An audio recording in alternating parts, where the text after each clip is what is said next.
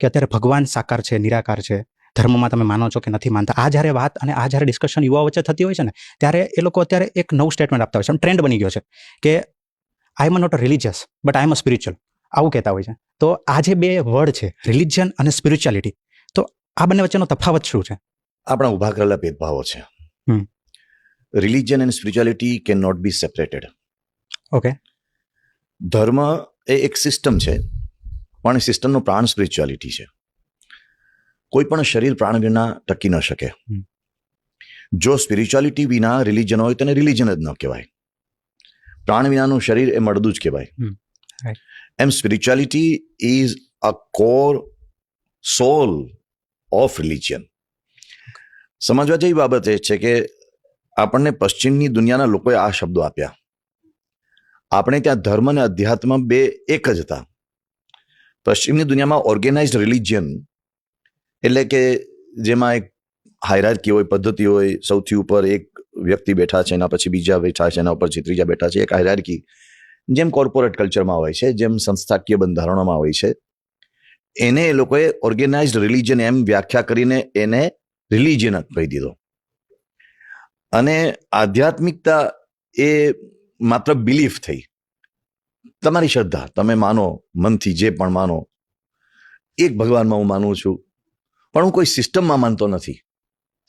એવી રીતે એક ગલત ફહેમી આજકાલ આ ફેલાઈ રહી છે. પણ વિધાઉટ સિસ્ટમ તમે સસ્ટેન જ ન થઈ શકો. હું ખાલી સ્પિરિચ્યુઅલ છું એમ જેમણે કહ્યું છે એમણે ક્યાંક ને ક્યાંક કોઈ સિસ્ટમ ઊભી કરી છે. ઓકે.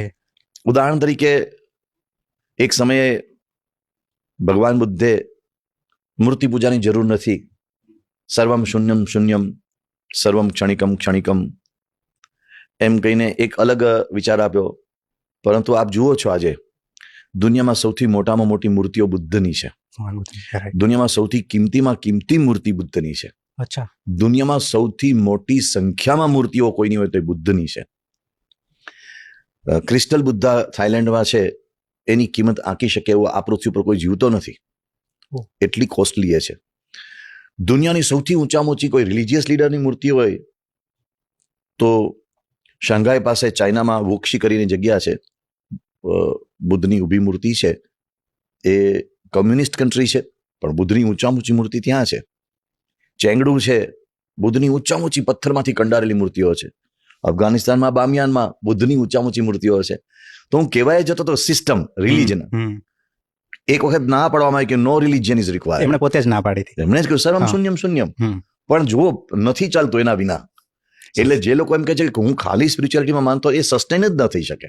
એને એક સિસ્ટમમાં આવવું જ પડે છે. સુનર ઓર લેટર, કાં તો એ પોતે જ સિસ્ટમ બની જાય છે સમટાઈમ્સ. એટલે એ એક હકીકત છે, ઇતિહાસ છે. તો ધર્મ અને સ્પિરિચ્યુઆલિટીને જુદા પાડવાની કોઈ દિવસ ચેષ્ટા એ તાર્કિક અને બૌદ્ધિક નથી. એ માત્ર ને એક માત્ર એક બુદ્ધિશાળી હોવાનો દેખાવ છે, પણ એ એવું નથી. હકીકતે જુદા જ ન પાડી શકાય. રાઈટ. ઘણી વાર એવું હોય ને કે કોઈ કામ કોઈ કોટ કરે છે, કોઈ વાત કરે છે, તેના બધાને એ હોય કે તર્ક કરવા જોઈએ, તો ઘણી વાર આ પણ એનો મુદ્દો બની જતો હોય છે. હા, સાચી વાત છે. હું એક એમાં ઉદાહરણ આપું કે આપણે ત્યાં વૈદિક સમયની અંદર યજ્ઞો થતા હતા. તો ઋગ્વેદ એ મંત્ર પ્રધાન શાસ્ત્ર છે, સૂક્ત પ્રધાન શાસ્ત્ર છે. જેમાં ઋગ્વેદની અંદર દાખલા તરીકે પુરુષ સૂક્ત છે, જેમાં એક સહસ શીર્ષા પુરુષ સહસ્રાક્ષ સહસ્રપાત સભૂમિગુમ સર્વંતસ્પ્રતવા ત્યતિષ્ઠત દશાંગુલ્લમ એમ કહીને હજારો મસ્તકવાળા પરમાત્માની સ્તુતિ કરવામાં આવી છે. શાંતિપાઠ, એક શાંતિ માટેની સ્તુતિ કરવામાં આવી છે. તો એ સ્તુતિ પ્રધાન કે મંત્ર પ્રધાન ઋગ્વેદમાંથી ધીમે ધીમે યજુર્વેદ તરફ જ્યારે સમાજ આગળ વધ્યો ત્યારે યજ્ઞ પ્રધાન સંસ્કૃતિ બની. એટલે વિધિ વિધાનો આવ્યા, બધા રિચ્યુઅલ્સ આવ્યા. સંવત્સર યાગ ને કાન્યેષ્ટિ યાગ ને પુત્રેષ્ટિ યાગ ને આપણે અશ્વમેધ યાગ ને રાજસૂય યાગ ને બધા યજ્ઞો આવ્યા. યજ્ઞોના પણ કેટલા બધા પ્રકારો થયા. ત્યાર પછી ઉપનિષદો આવ્યા. એટલે ઋગ્વેદ, યજુર્વેદ, સામવેદ, અથર્વેદ, એની સાથે સાથે વેદનો ભાગ આવ્યો વેદાંત, ઉપનિષદ.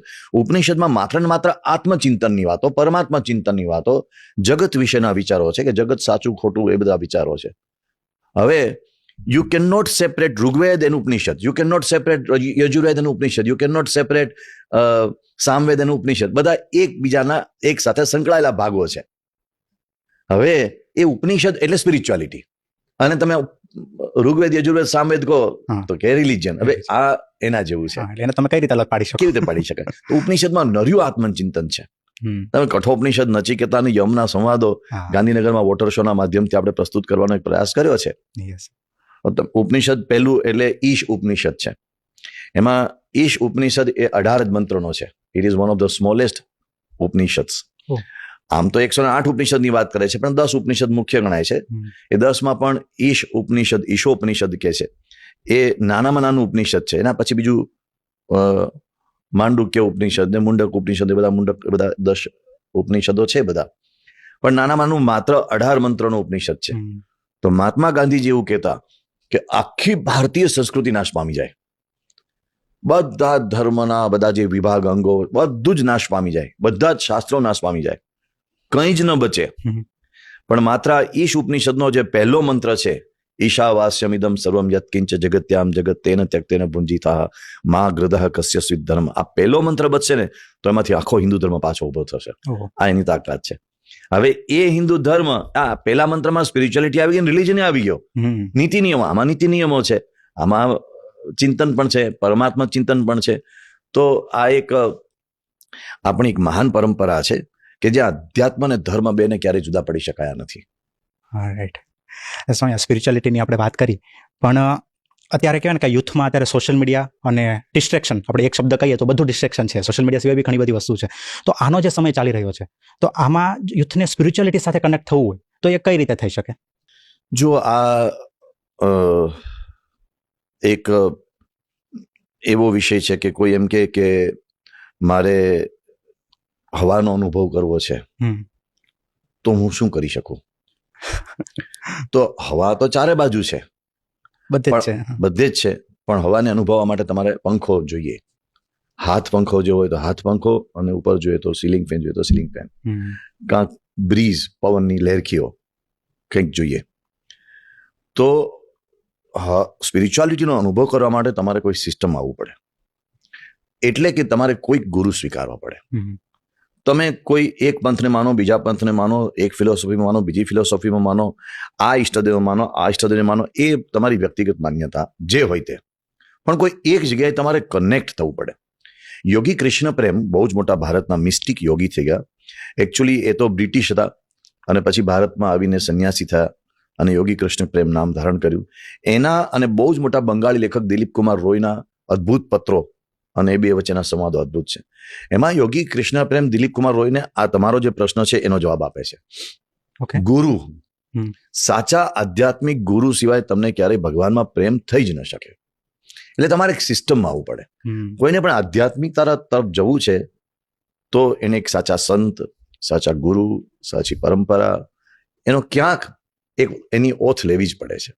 હવે કોઈકને નથી ગુરુ જડતા તો એને માટે સહેલો રસ્તો છે. શું? પ્રાર્થના.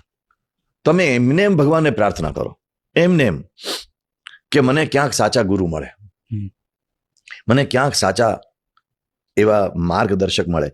આ આપણે જુદા વિષય તરફ જઈ રહ્યા છીએ, પણ હું એના ઉપર જાઉં છું ખરેખર કે ભારત દેશ 10,000 વર્ષ પછી પણ એની સનાતન ધર્મની મૂળ આધ્યાત્મિક પરંપરાને આજે ટકાવી શક્યો છે. એમાં એક બહુ જ મહત્વનો ફાળો આ ગુરુ પરંપરાનો છે. ઉપનિષદ પણ જ્ઞાન ગુરુ પરંપરા દ્વારા આપે છે. સત્યકામ જાબાલી અને એના ગુરુ આરુણી, કે એ યાજ્ઞવલ્ક્ય ઋષિ અને જનકના સંવાદ તમે જુઓ, સનત કુમાર અને નચિકેતા અને યમ એના સંવાદો જુઓ, તો ઠેર ઠેર તમને ગુરુ પરંપરા જોવા મળશે.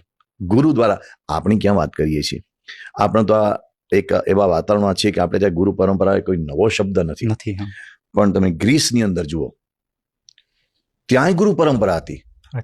સોક્રેટીસ, ત્યાર પછી એના પાછળના જે બે શિષ્યો આવ્યા જે સમ્રાટ સિકંદરના ગુરુ હતા, તો ગ્રીસમાં પણ ગુરુ પરંપરા હતી, આપણે ત્યાં પણ ગુરુ પરંપરા રહી છે.